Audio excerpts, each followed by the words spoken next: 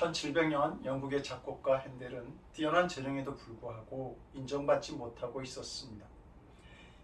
연주 때마다 실패를 하였고 결국 그가 56세가 되었을 때 두 손을 들고 맙니다.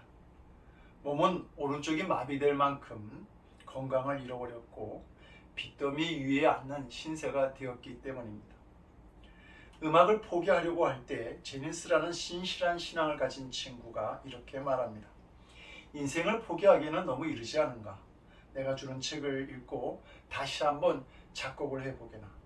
이 책의 주인이 자네를 다시 일으켜 주실 것일세. 핸델은 성경을 읽으면서 말씀에 깊이 빠져들어갔고 마음의 평안을 찾기 시작합니다. 그리고 예수님을 주제로 곡을 만들었습니다. 24일간 먹는 것, 잠자는 것을 다 잊고 주님의 은혜를 바라보면서 작곡에 몰두한 결과 불후의 명작을 탄생시킵니다.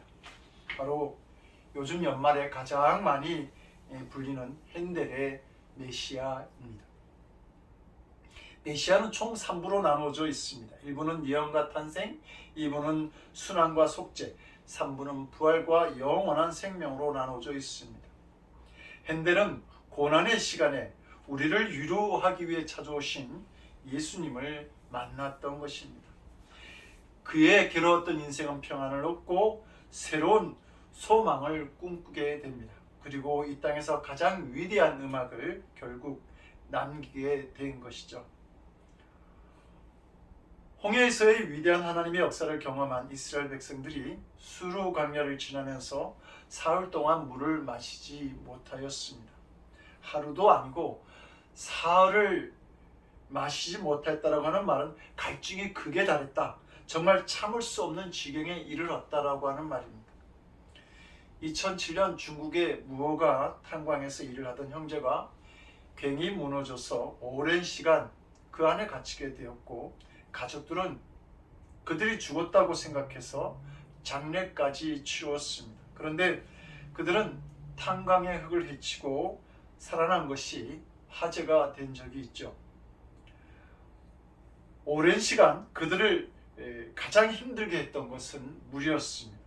그들은 물의 문제를 해결하고자 오줌을 마셨는데 그것조차 너무 적게 나와서 매우 마음이 힘들었다, 괴로웠다 이렇게 말을 합니다.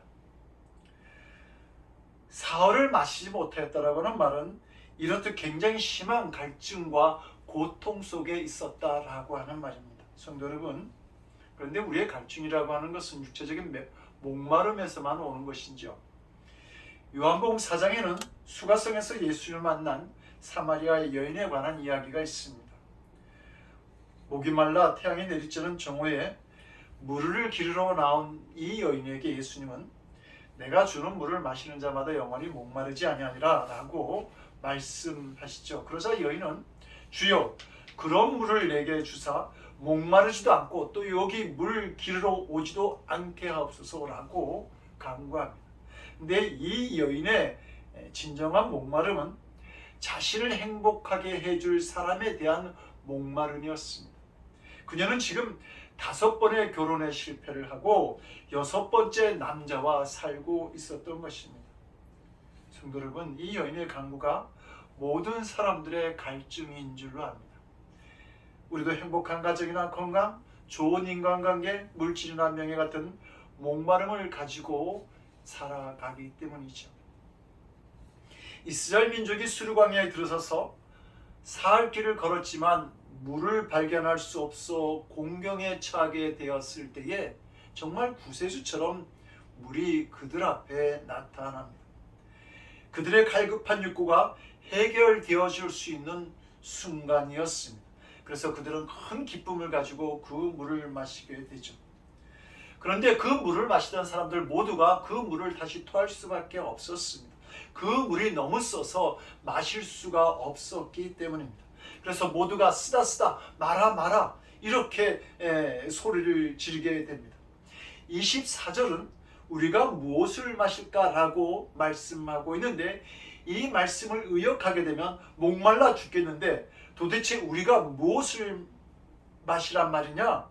라고 하는 뜻을 가지고 있습니다. 물이 있었지만 그 물이 나를 만족시킬 만한 물이 되지 못하였다. 나를 만족시킬 만한 물을 찾지 못했다라고 하는 말입니다. 룻기를 보면 나오미라고 하는 여성이 나옵니다. 그녀가 베들레헴 고향으로 돌아오면서 마중 나온 사람들에게 이렇게 말을 합니다. 나를 나오미라 부르지 말고 마라라 부르세요. 나오미는 나의 기쁨이라고 하는 뜻을 가지고 있습니다. 그러나 그의 지나온 삶은 기쁨, 나오미가 아니라 마라라고 하는 그 고통의 삶을 살아왔던 것입니다. 그녀는 잘 살아보겠다고 이방의 땅에 갔었는데 하늘처럼 믿었던 남편이 먼저 세상을 떠나고 그 다음 두 아들마저 떠나는 슬픔을 겪게 됩니다.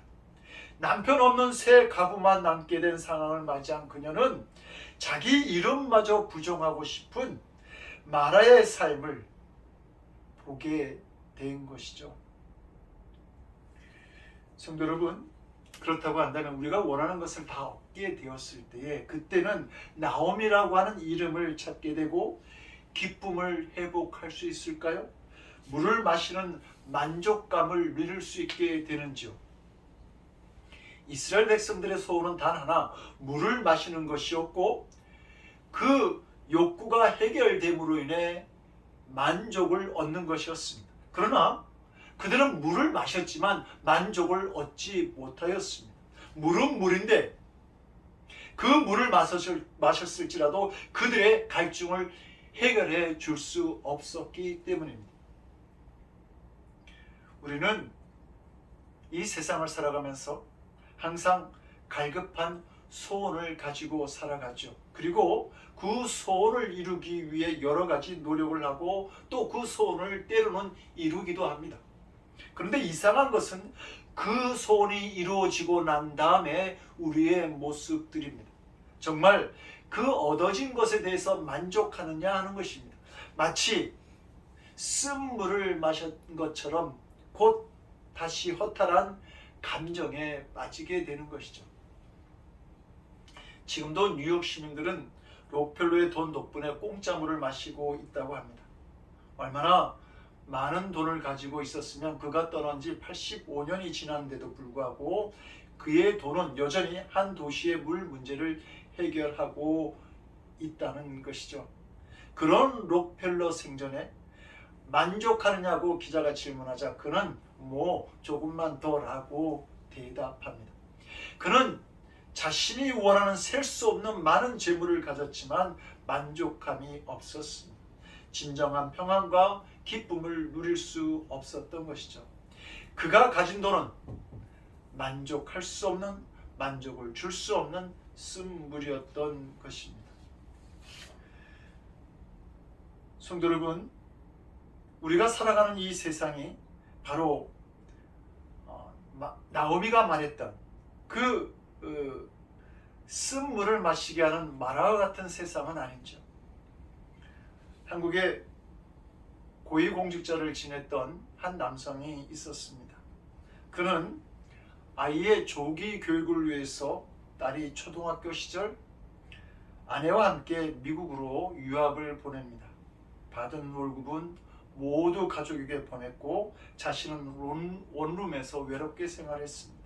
그러던 어느 날 아이가 미국의 명문대에 합격했다는 소식을 듣게 되었고 그는 아내와 아이에게 깜짝 이벤트를 만들기 위해서 연락도 없이 그 미국을 방문합니다. 그런데 낯선 남자가 그 집에서 아내와 아이와 함께 살고 있었습니다. 그 남자와 싸움이 일어났고 아이는 경찰에 신고하면서 쓸쓸하게 혼자 귀국하게 됩니다. 그는 아내에게 이혼을 요구했지만 이혼을 거부당하죠. 그는 자신의 삶의 전부를 바치고 외로움을 이겨냈지만 결국 가족도 인생도 잃어버리게 된 것입니다. 정말 이 세상은 만화와 같습니다.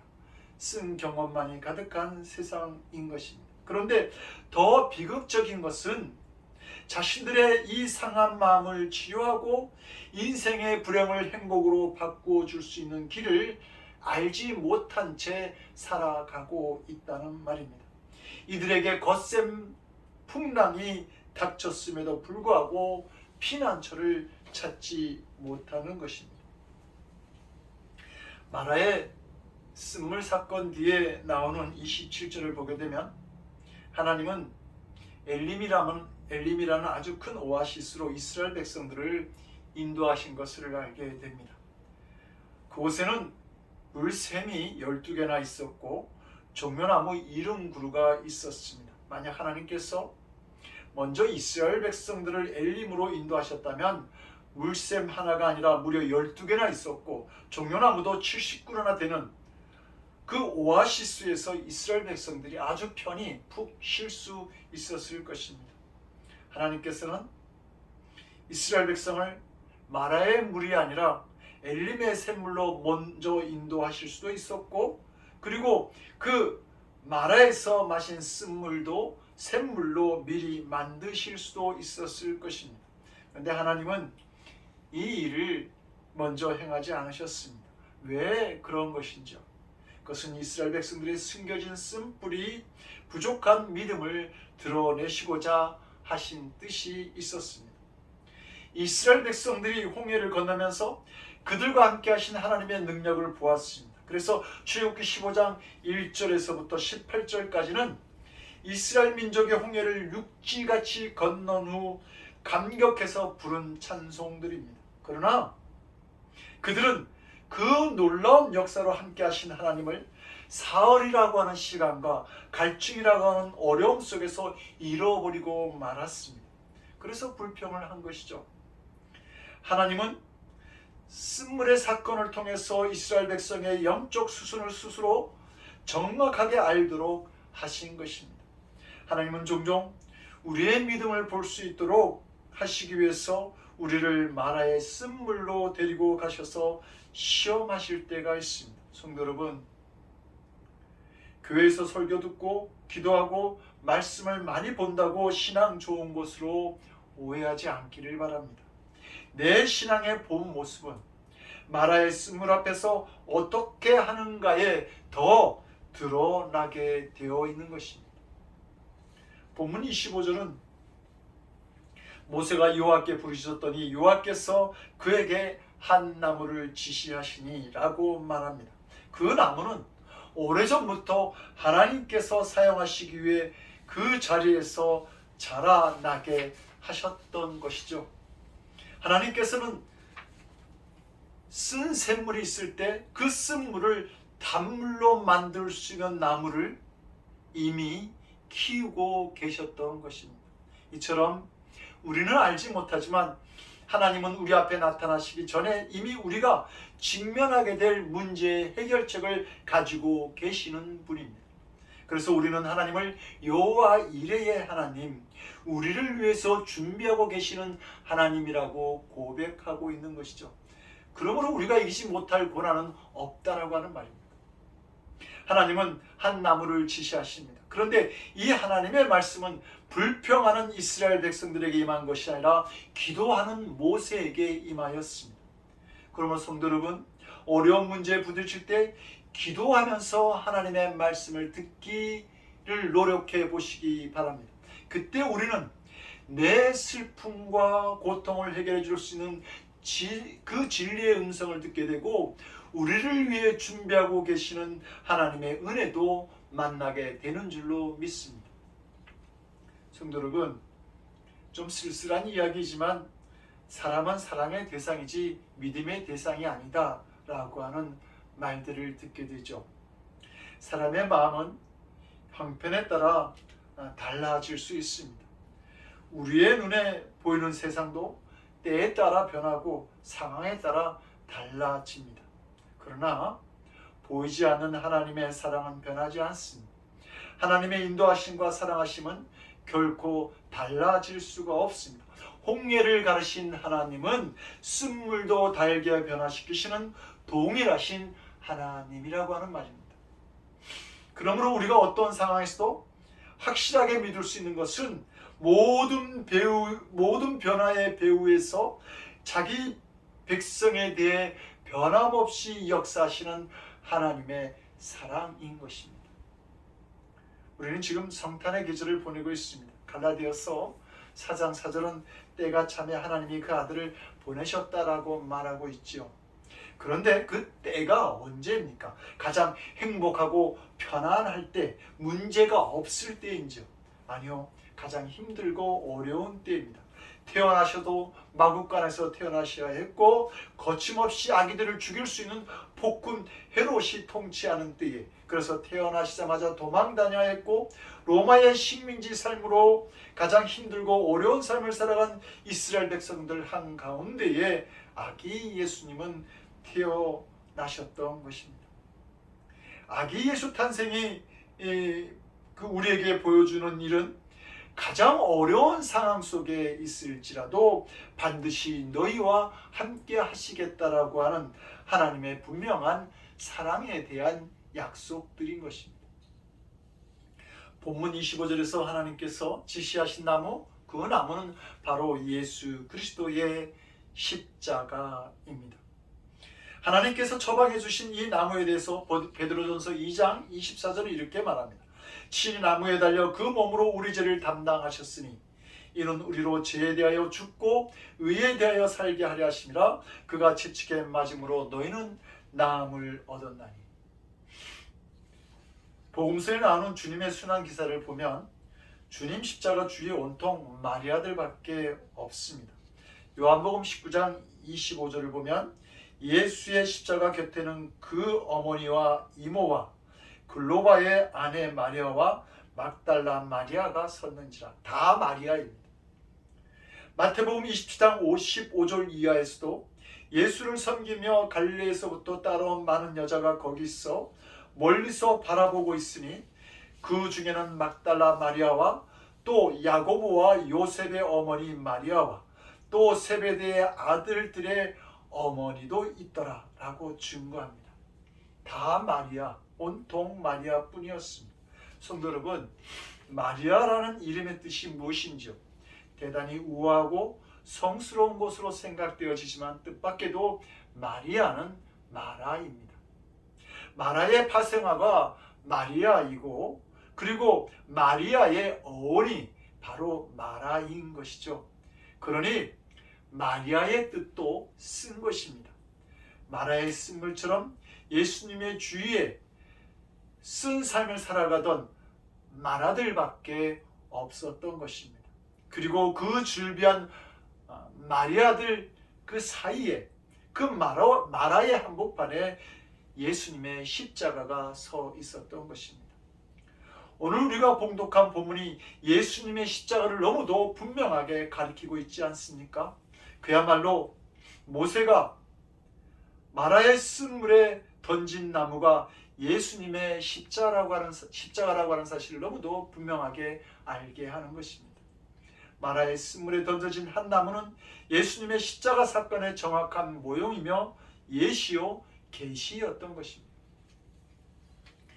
하나님이 가르치신 이 십자가가 쓰디쓴물, 마시면 복통으로 고생하고 고통당할 수밖에 없는 그 물을 단물로 변화시키십니다. 치료하시는 요하의 영원한 처방은 바로 십자가였던 것입니다. 주님의 십자가는 마라같이 쓴 세상을 달게 하는 힘이 있습니다. 갈보리 언덕에 세워진 그 치료하는 나무는 우리 인생의 삶의 맛을 바꾸어 놓을 수 있는 능력이 됩니다. 크리스토퍼 더블린은 2002년 5월에 태어납니다. 그의 어머니는 코카인 중독자였고 그는 코카인 독으로 말미암아 앞을 보지 못하고 자폐증을 가진 아이로 태어나게 됩니다. 6개월 만에 800g의 미숙아로 태어나서 뇌도 충분히 자라지 못했습니다. 생후 1년 만에 부모에게 버림받아 위탁기관에 맡겨진 그가 15개월 되었을 때에 독실한 크리스천인 그의 고모가 그를 찾아와 자기 자녀로 입양하게 됩니다. 고모의 믿음과 사랑 속에서 자라던 이 아이는 어느 날 한 번도 배운 적이 없는 피아노를 앉아서 치기 시작합니다. 말도 못하고 하루 종일 가만히 앉아있던 이 크리스토퍼가 피아노를 치면서 노래를 부르는 모습을 보고 그 고모가 너무도 놀라고 또 감격해서 아이에게 피아노와 노래를 가르칩니다. 초등학교 1학년 때 미국 메모리얼 데이에 나가서 미국 국가를 부른 것을 계기로 해서 2013년에는 앨범을 발매하게 되고 전국 교회를 순회하는 찬양 사역자가 됩니다.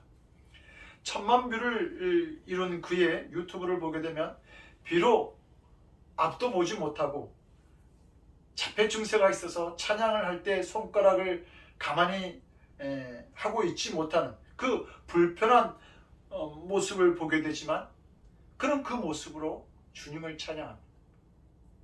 크리스토퍼의 고모는 장애를 갖는 아이들을 둔 부모들에게 이렇게 조언을 하죠.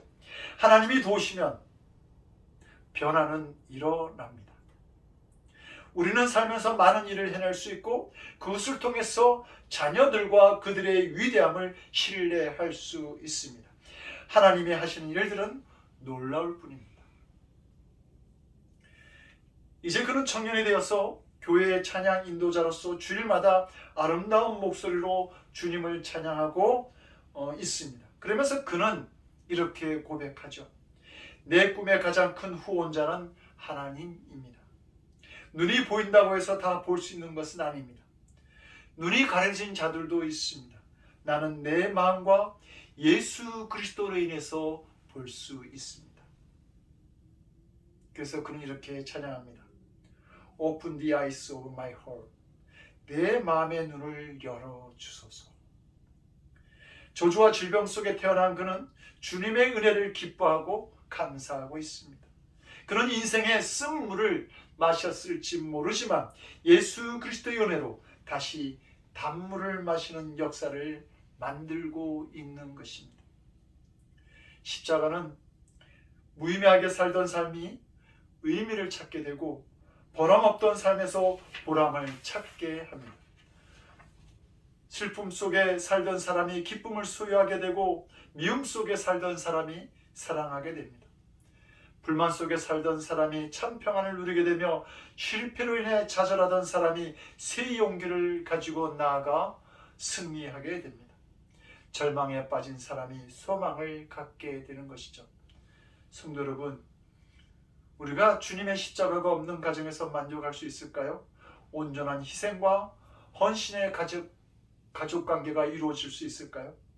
주님의 십자가가 없는 건강이 만족스러울 수가 있을까요? 전신에 불구일지라도 주님의 십자가만 있다고 한다면 먹을 수 있는 것만으로도 가장 큰 건강으로 알고 기뻐하며 건강의 즐거움을 누릴 수 있습니다. 송명희 시인은 움직일 수 있는 발가락 하나만으로도 하나님을 찬양하지 않습니까? 재물이 아무리 많아도 예수님의 십자가를 모르면 만족할 수가 없는 것입니다. 이스라엘 백성들이 홍해에서 그 놀라운 체험을 하면서도 만족하지 못했던 것은 그들을 위해 십자가를 지신 하나님의 사랑을 깨닫지 못하였기 때문입니다. 그러므로 오늘날 우리가 예수님의 십자가를 알고 믿으며 산다는 일이 얼마나 기쁜 일인지 알아야 합니다. 물을 달라고 조르는 수가성의 여인에게 예수님은 내가 주는 물을 마시는 자마다 영원히 목마르지 아니하리라 이렇게 약속하셨습니다. 우리가 십자가의 은총을 알게 되면 쓴물이 아니라 결코 목마르지 않는 시원한 생수를 마시게 됩니다. 사흘 동안 마시지 못했던 목마름을 단번에 해결하게 될 물을 마시게 되는 것입니다. 이제 주님의 십자가를 바라보시고 그 은총을 찬양하시기 바랍니다. 그 안에 만족과 기쁨이 있습니다. 그러므로 사도 바울은 빌립보서 4장 11절에서 어떠한 형편이든지 내가 자족하기를 배웠노라고 고백합니다. 예수님의 십자가 안에서 그는 자족하는 법을 배웠던 것입니다. 예수님의 십자가를 보시면서 오늘도 자족하며 기쁨의 물을 마시는 사랑하는 성도들이 되시기를 간절히 주님의 이름으로 축원드립니다. 기도하시겠습니다. 마라의 쓴물을 달게 변화시키시는 주님, 온통 쓴물로 가득한 내 마음과 인생 한가운데에 예수님의 십자가를 내려놓는 저희들이 되게 하여 주시옵소서. 쓴물을 단물로 변화시키는 십자가의 능력과 평안을 누릴 수 있는 저희들이 될 수 있도록 주여 우리와 함께하여 주시옵소서. 이제는 십자가의 보혈로 주홍빛 같은 우리의 죄를 흰 눈보다 더 이게 하시는 우리 주 예수 그리스도의 크신 은혜와 독생자의 십자가 희생제물을 통해 새 생명의 구원을 완성하신 아버지 하나님의 극진하신 사랑하심과 십자가의 은혜를 깨닫게 하셔서 자족하는 삶으로 우리를 인도하시는 성령님의 감화감동, 우리 안에 교통하시고 역사하시는 놀라우신 은총이 많은 문제를 가지고 살아가지만 십자가의 은혜로 기뻐하는 삶을 살아가기를 원하는 거룩한 성도들 머리 위에 저들의 삶과 가정과 일터와 드리는 기도 위에 방주의 역할을 감당하기를 원하는 늘 푸른 교회와 복음 사역을 함께 나누는 선교사님들 위해 지금으로부터 영원토록 함께 하옵시기를 간절히 축원드리옵나이다. 아멘.